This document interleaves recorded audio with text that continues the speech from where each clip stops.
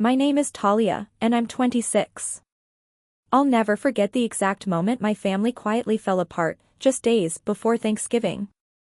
It started with a phone call from my mom, her voice colder than I'd ever heard. It was that tone people use when they've already made up their minds about you. I was in my apartment kitchen, staring at the grocery list I'd been carefully making for the trip home, when she dropped the bomb. "You won't be at Thanksgiving this year," she said.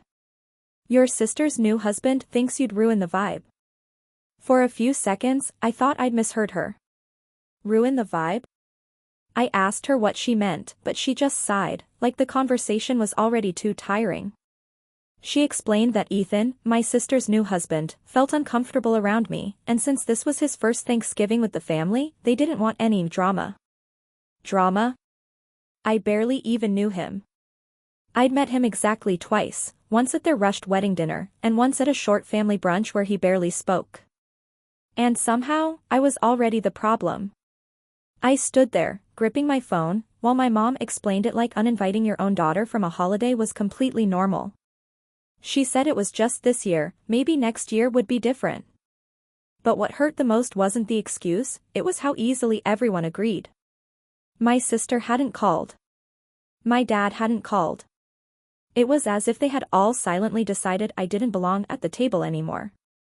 I felt that old, familiar sting from childhood, the one where I always ended up being the odd one out.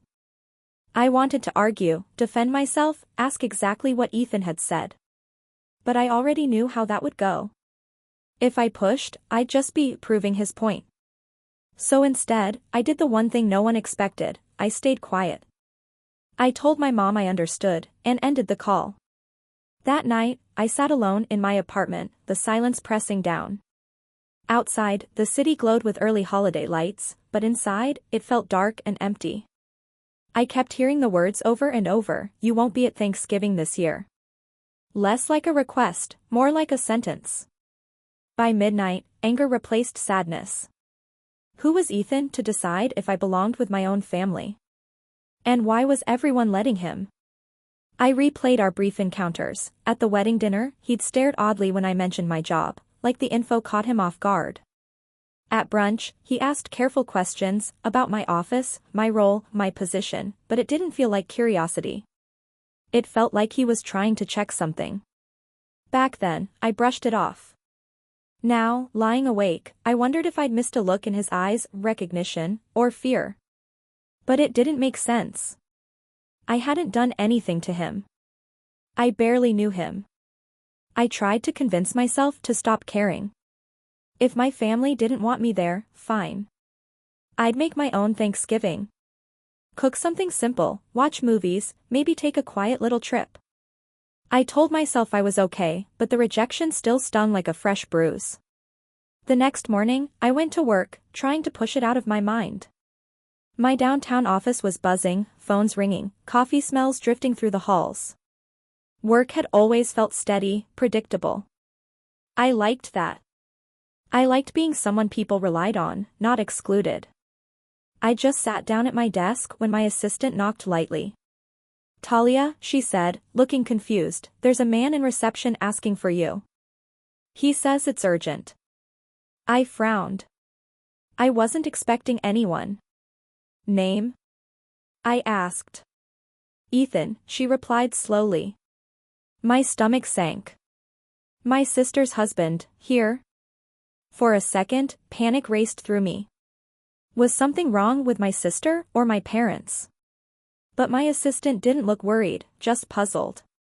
I straightened my jacket and walked toward reception, thoughts racing. When I turned the corner, I froze. He looked nothing like the calm, polite man I'd met before. He was tense, panicked. The moment his eyes landed on me, his face drained of color, as if he'd seen a ghost. For a split second, neither of us moved. Then everything erupted. His chair scraped loudly as he jumped to his feet, eyes wide and terrified. Right there in the middle of the reception area, with employees staring, he started muttering in disbelief. "No, no, this can't be right," he stammered, shaking his head, like he was trying to wake from a nightmare. And that was the moment I realized, whatever I thought I knew about him, I had no idea what was coming next. But when I stepped a little closer, trying to figure out what was going on, his panic only got worse. You work here," he blurted, voice cracking. "Yes." "Why are you here?" I asked, frowning. The receptionist, my assistant, and a few employees were all watching us, sensing that something unusual was unfolding. Ethan glanced around the office lobby again, the company logo on the wall, the security badges, the staff quietly observing us, and his breathing sped up. Then his voice dropped into a near-horrified whisper. "You're Talia." Talia Morgan, the compliance director. I blinked. Yes. The moment I confirmed it, his face drained of color. His hands started shaking so badly he grabbed the back of a chair for support. Then he said the one line that finally made everything click. "Oh my God. Your sister didn't know." I was no longer confused, just annoyed. "No what?" I asked firmly. "She didn't know you were the person investigating my company," he stammered. The room suddenly felt heavy. It was true, I had been quietly leading an internal regulatory investigation into a mid-size financial consulting firm suspected of fraudulent reporting.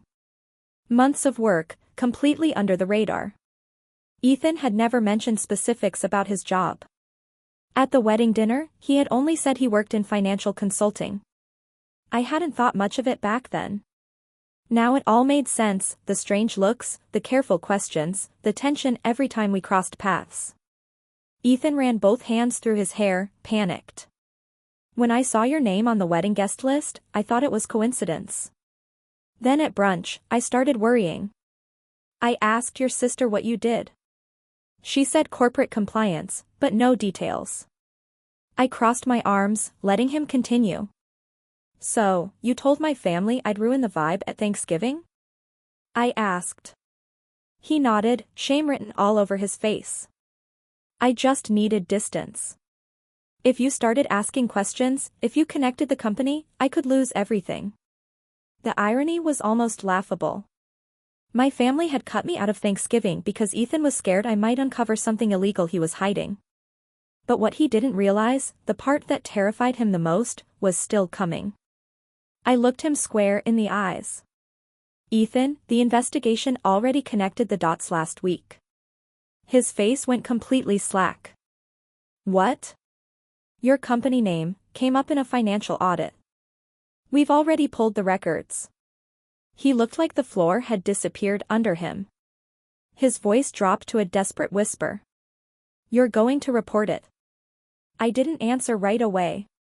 I just studied him, the man who had convinced my family to exclude me to protect himself, the man who thought pushing me away would stop the truth.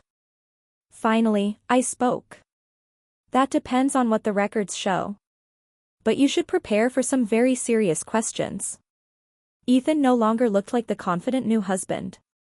He looked like someone finally seeing the consequences of his choices closing in. He had come to my office hoping to confirm whether I was the Talia he feared. Instead, he had walked straight into the worst-case scenario. After a long, heavy silence, he nodded weakly, muttered a quiet apology, and walked out of the lobby like a man heading toward a storm he couldn't escape. The moment the doors closed, my assistant turned to me, wide-eyed. "Do I even want to know what that was about?" I exhaled, faintly smiling. "Not today." Later that night, sitting alone in my apartment, I thought about the twist of fate. My family had thought I was the one who would ruin Thanksgiving. But the truth? The only reason Ethan was afraid of me was because he already knew exactly what he had done. And sometimes, the truth shows up where people least expect it.